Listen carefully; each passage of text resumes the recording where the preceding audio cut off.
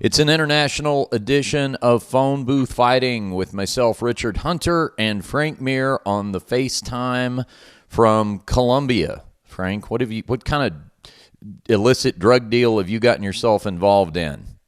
Yeah, I'm actually in Colombia to get healthier. Here at the Bio Accelerator, I'm staying at Novotel Hotel, and they're I'm doing the procedure of getting all the stem cells done that I've been looking forward to for the last couple of months, finally accomplishing. So hopefully I'll have I've been updating everybody on my Instagram and my other social medias. So I'm hoping in a couple of weeks I'll feel like a new man. Yeah, we've been waiting on this for a little bit. The stem cell journey. So this has been a little bit in the making. You're not the first person to do this. I mean, this is something everybody talks about now in terms of stem cell rejuvenation, huh? Yeah, and I'm up here. Obviously, Raymond and Sean are up here getting it done. Jose Canseco and his girl are up here. Jim McMahon and his significant other. A famous football player. I know Jim. He's a guy that always got in trouble for wearing a headband. Yeah. I don't think that's a problem anymore, but back in his day, boy, that was big drama. Guy wearing a headband. Quarterbacks want to keep sweat out of his eyes. Real good at the drop kick.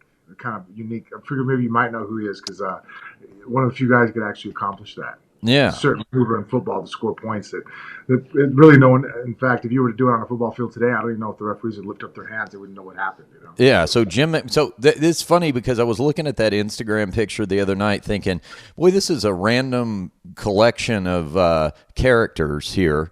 And now you add Jim McMahon into the mix. I didn't realize he was down there. Okay. So yeah, let's see what did I do yesterday. Yesterday they stuck me on an IV of vitamins, and like right now I'm going for a second IV of vitamins.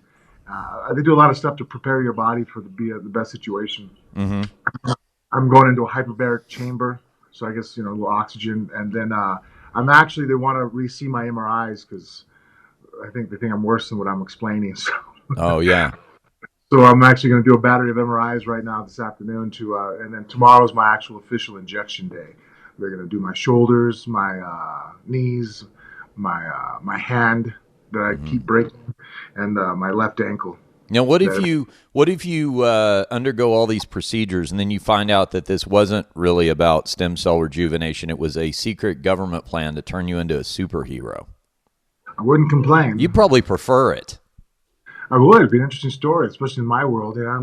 Fiction come to life. Yeah, I'd just be interested to see what your suit looks like. Yeah.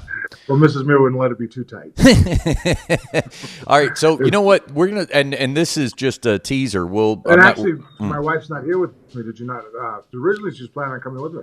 Yeah, I noticed she wasn't in the photos. I didn't know if you'd done away with her or if somehow she had. Okay. This guy goes to Colombia and gets rid of his wife. No, at the last second, our kids were upset about us both being gone for a week, and instantaneously, my wife was like, "I can't go." Yeah. The kids were, Ronan especially was.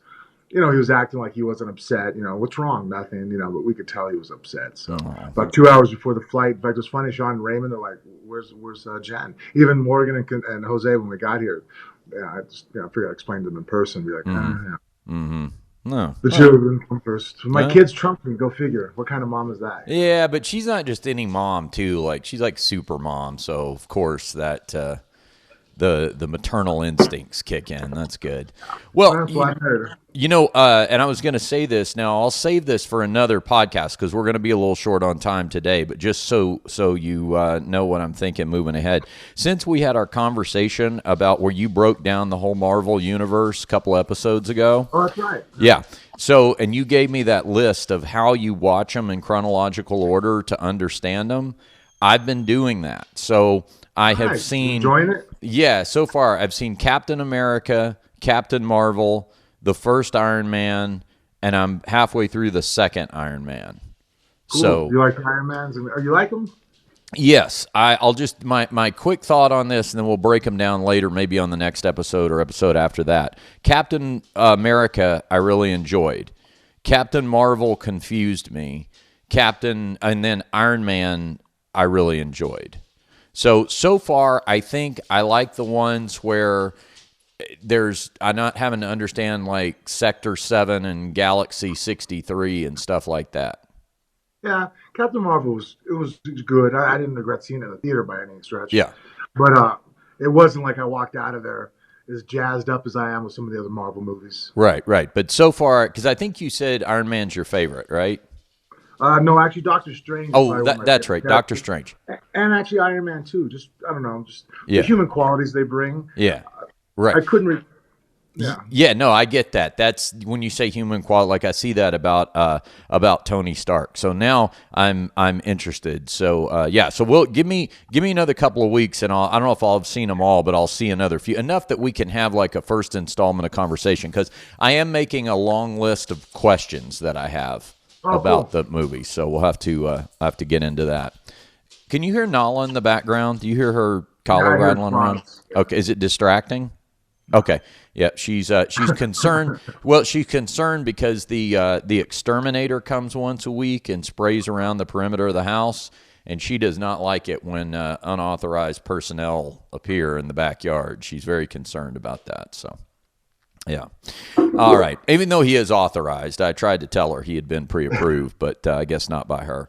All right. I went to a big night of fights Saturday night, Frank. I was here at the T-Mobile Arena. 3 title fights on the line. And, I didn't look this up, but I'm not sure if the UFC has ever done that. Off the top of your head, do you ever remember? My guess is you'd have to go back to one of those, like when they only ran a card every 2 or 3 months, to find where 3 title fights might have been on the line. And then, even then, I'm not sure. You ever remember that? Yeah, I think for some reason I want to think some of the July fights sometimes have. They might have. Fight weekend. Yeah, you know what I mean. Like, I mean, 2 is commonplace, but yeah, I just don't remember 3. But I could just be spacing on the fact I might have seen it happen before. I just can't remember off the top of my head. But main event, Colby Covington, Kamaru Usman, great fight. 4.5 rounds of action, all on the feet. Didn't go to the ground for a second. I mean, that's kind of sometimes what happens when you got a couple of accomplished wrestlers, and they neutralize that. Stayed on the feet, and then Kamaru Usman TKOs Colby Covington about halfway through the 5th round to retain the welterweight title. Colby Covington is crying foul here. He called out Mark Goddard. He thought that Mark Goddard not only had called an early stoppage, but that he credited Kamaru Usman as being the victim of a phantom eye poke earlier in the fight, and then a phantom groin kick. And I got to tell you, having seen, well, the eye poke to me wasn't even arguable because they slowed it down slow motion. You could just see it right there on the monitor. The groin. And now, since I have 2 fights under my belt, I feel like I can explain this to people. You don't have to get kicked square in the cup to have that thing hurt, Frank. There's a reason why below the belt is below the belt. Do you know what I'm saying? huh? Yeah, bladder shot hurts too. Yeah, especially when you're kicking that hard. I mean, that's the other thing, too. People don't realize how hard those kicks are. So just anything in that region, because even your cup can just get pushed back into, I mean, even with a cup, it hurts. So, your cup can get pushed back into that area and rattle you. So anyway, but it's interesting that Colby Covington, even though he was headed to the hospital to get looked at, he was inflammatory tweeting on his way to the hospital to call Mark Goddard a shill, basically. So he was unhappy with the outcome, but I didn't see a lot of dispute in the outcome. Did that outcome surprise you at all, Frank, in terms of not only the winner, but also how the fight went down, 4.5 rounds, all on the feet, back and forth, evenly matched? No, actually, I kind of Bella was back. We were talking about the a couple nights before the fights, and that fight actually. I thought it would go to decision, but it very much looked the way I thought it was going to look. I didn't think it was actually going to be a finish. Mm-hmm. But I thought Usman is just a stronger, a more explosive version of Colby. Even though Colby has good output and moves a lot, I just felt that output sometimes works because people are afraid of being taken down by him. Mm-hmm. So that he constantly able to land the shots more effectively. I figured with Usman's wrestling, the fact they train together, and that sometimes happens when you shoot on a guy enough times in practice and realize you can't take him down. Sometimes you don't even really attempt it in the live go. And so it's almost like a mental block that gets put there. And I kind of figured that might come into fruition. Yeah. It was a good fight. One of the judges' scorecards was pretty out of whack. Sal D'Amato had it 3-1 for Colby Covington going into the fifth, and that was one that I definitely didn't see. I mean, you could have called it an even fight maybe going into the fifth. You could have made an argument for that, or you could have made an argument that that Usman was up. But Sal D'Amato got some heat for that. It's one of those things where it was noticed. I guess he didn't really get any heat per se just because it didn't matter. You know, the fight was finished. But boy, if that fight had gone to decision, that would have been talked about. Now, speaking of a fight that did go to decision that was talked about, Max Holloway loses his his featherweight title to Alexander Volkanovski, and it was one of those fights, Frank, where it's like everything that has always made Max Holloway so great was just neutralized, not exposed anyway, because it's legit. But boy, Volkanovski just had the recipe and the kryptonite for that style. His footwork was excellent. He controlled the center of the octagon throughout the fight, and it was just one of those where you could see pretty early on what the unique challenge to Holloway was going to be, and if he wasn't able to adjust to that and overcome it, then it was just going to be the way the fight went, and it was the way the fight went. Now we got a new featherweight champion in Volkanovski, a guy who's got, I believe, just one loss on his record that came pretty early in his career. A lot of people have been talking about this guy for a while as far as somebody that could give Max Holloway a tough challenge, and he sure did. I mean, there was nothing wrong with Max Holloway Saturday night, in my opinion. It was just that Alexander Volkanovski was a better fighter. Now, Dana White, in a rare instance of immediate rematch making, I mean, he didn't sign a contract or anything, but a lot of times he won't talk about matchmaking the night of fights. He said he would like to see that fight happen again in Australia, and that makes total sense to me. I mean, when you've got a champion that's been as dominant as Max Holloway, and a guy who wasn't put away, a guy who just came up on the short end of the fight that night, I think it makes a lot of sense that you go ahead and rematch those guys. What do you think? No, I absolutely agree with it. I've always felt that if you're a champion like how Demetrius was when he when he lost his, or even how John would be if someone were to finally beat John. When you have a fighter who's that dominant, I think they did it with Anderson Silva and Chris Weidman. Yep. You have to give an immediate rematch, I feel. I mean, when you're a guy who's won, that many fights in a row and that much of dominance, that much of a streak, it has to count for something. Mm-hmm. You have a bad night, or you have a night where a guy comes out. I think that that's why I think that I think that's where the phrase "you have to beat the champ" really comes into play. Beating somebody one time doesn't necessarily mean anything. You know what I mean? Like it does. But it doesn't too. I mean, there's always a factor, and you can't really factor that into the scoring. You can't sit there and score a fight. Well, he's the champ. It's a close round. I'm going to go for him. It doesn't really work that way. But I do think going out there and taking a title from a dominant champion and then immediately fighting him in a rematch. You beat him now twice in a row, then you beat the champ. You know what I mean? Like, you had it, you earned it, you own it. Mm-hmm. And so that's why I think that phrase really should come more applicable. Mm-hmm. Yeah, I think so too. I think it makes a lot of sense to do that, especially as big as MMA is in Australia now. The fact that Volkanovski wins it over here, now he gets a proper homecoming, can do a defense over there.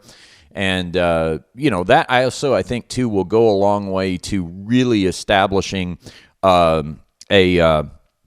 featherweight star. Not that he wasn't already known in his home country, but I think to casual fans, Volkanovski is a name that they need to be obviously now, certainly a lot more familiar with. So I think that makes a lot of sense to do. Now, Germaine de Randamie loses to Amanda Nunes. Everybody thought she was going to lose to Amanda Nunes, but you know what? She did not lose the way that everybody thought she was going to lose. I think a lot of people were predicting an early knockout for this fight. I think a lot of people were predicting that it just wouldn't go very far. It would be utter dominance from Amanda Nunes. It was dominance from Nunes, but de Randamie took her took her late into the fight. She also, Nunes's real dominance was on the ground. de Randamie didn't really have an answer for that, and I don't think a lot of people thought she would. I think a lot of people thought her real shot was keeping the fight standing, and Nunes was just able to win it on sheer amount of top control of the fight. But all that being said, I mean, even though this fight goes to a unanimous decision, de Randamie's stock went up, in my opinion, Frank. This is one of those things where it's like there's a limited advantage to being an overwhelming underdog, and it's when even if you take a fight the distance and you don't take a hellacious beating in the process, sometimes people can go, hey, you know what? Your stock went up even in what ended up being a loss. Yeah, you can take like a moral victory that you're improving. And that's why it's always beneficial to a fighter just to go out there and fight hard. Because even if you're on the short end of the stick, in MMA, there's lots of losses. There's very few athletes, in fact, almost they're like unicorns if you're in the championship level and you have no blemishes on your record. But I think as fans and as other martial artists, we really appreciate, the never quit, never say die type attitude. You can't really control whether you win or lose, but you can control how you play. Yep. It was impressive effort by Germaine de Randamie, given the skills that she was coming into with the fight, and of course she's fighting the greatest of all time, women's mixed martial artist, in Amanda Nunes. So no shame there. Marlon Moraes defeats Jose Aldo. Aldo was trying to make his bantamweight debut. It was a split decision, Frank. I had it 29-28 for Moraes. That's how the majority of judges had it as well. But you could make the argument for Aldo winning 2 rounds, and that wouldn't have been the craziest thing anybody had ever heard of. So it was a fairly close fight. But I guess the question, well, it was more than fairly close. But the question becomes, Frank, he's one of these fighters in Jose Aldo, a legend, former champion, one of the best ever. He cuts down. You wonder how he's going to do making that weight, because at times he looked pretty rail thin trying to make 145. He makes it. He looks pretty good doing it, but yet he loses the debut. So, sometimes we see these fighters where it's like they're sort of trying to find a place in a new division, and if they stumble right out of the gate like this, then they're a little bit of in a no man's land.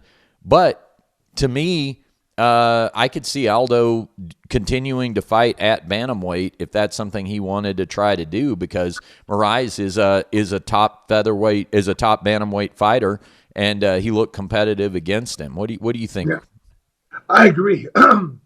That's why, look, if I was managing a fighter in the UFC level and I know he was going to drop down a weight class, I'd almost even ask for a release. Let's fight somewhere else.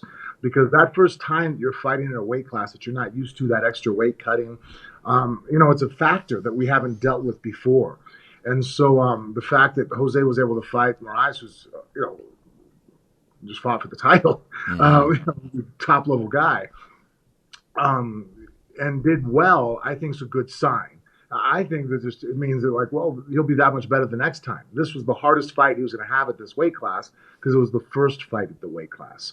So the fact that, that it was even close to me is all promising. I know a lot of people will be quick to write someone off because, we're quick just to be naysayers in our world.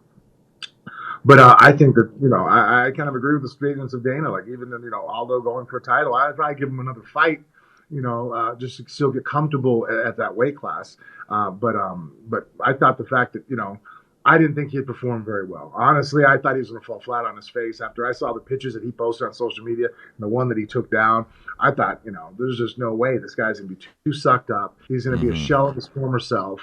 And he's fighting a guy who's arguably one of the hardest strikers, hardest hitters in that division. And I'm like, wow, that's a bad combination, man. And nope, it worked out well for him. Yeah, he looked scary, gaunt at media day. I thought that same thing too. And then lastly, rounding out the main card, Urijah Faber goes down to Peter. I always want to say Peter, but I think it's Petre Jan, who third round, 43 seconds into the third round with a KO head kick. Man, Urijah Faber took a beating in this fight. And the thing about Jan is, I didn't understand the making of this fight to begin with. I mean, that is me and Bella both. Yeah. Bella called me up and she goes, "You realize that Uriah's fighting Peter?" You know, and we trained at Alpha. She loves, Urijah and the whole team and stuff. But she follows me and my commentary and knows who Peter Yan is from overseas, in the ACB. And we were trying to figure out who okayed that fight. Like, why is this happening? And I was like, well, Bella, Uriah's a warrior. She goes, yeah, but he's smart. Like, this is just not a good fight, And so I don't know if it had to do, he beat Ricky Simone in his last fight, TKO'd him, and that was a guy who had a lot of hype behind him. That was a fight where when Faber came out of retirement, it's like, okay, well, now he's fighting Ricky Simone. I don't think a lot of people thought he was going to beat Ricky Simone, and he beat him, and now he becomes this dethroner of. Yeah, but Ricky Simone is still very new in his career. Yeah, I think eventually Ricky Simone is going to be what people think he is. Yeah, extremely talented. But that was a case of a veteran catching the new guy, not quite seasoned enough. Yeah. Sometimes when you sit there, you're like, hey, you want to fight this guy now? You don't want to fight this guy later. And I think that's what happened in that fight. Whereas Peter Yan is a very seasoned veteran. I mean, there was no catches. Like, holy cow, man, jeez. Yeah, so he gets knocked out, but not before Faber. I mean, Faber really hung in there. That fight definitely should have been finished at least once before it was. So I don't think it surprises anybody that Peter Yan beats him and that now he's headed for bigger things. I think the real question is for Faber. He's 40 years old. Is this the one to retire on? He retired on the win to Brad Pickett, and it seemed like we were all set. Then he comes back, and the thing about coming back is he looked good against Ricky Simone. So, and I don't know that he even necessarily, everybody was talking about it in the media, on Media Row Saturday night, is Faber, does Faber look old? To me, it wasn't even that. To me, it was Yan looking so great. Yeah. So I think there could be more fights for Faber as long as he's not fighting Yan again. What do you think? Yeah, I don't know. I mean, right now, guys. If by the end of this time next year Peter Yan holds the title, I wouldn't be shocked. And actually, I think it's very, very much the case. I think that Peter Yan, is the guy is incredible. Yeah. So I mean, it's hard to hang your hat on that one and go, well, I can't beat this guy. I mean, I don't think anybody else in that weight class can either.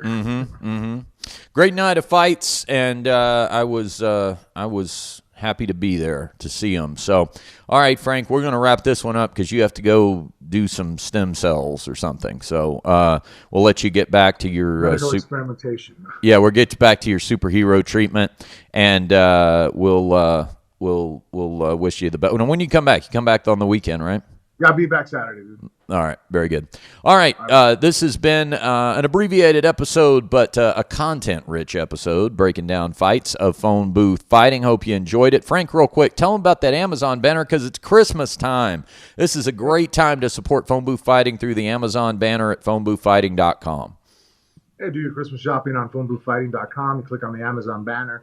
All your purchases that you do through Amazon, at that point, a small percentage will come back to us at no extra cost to you. That's it. For Richard Hunter, I'm Frank Mir. We'll see you next time on Phone Booth Fighting.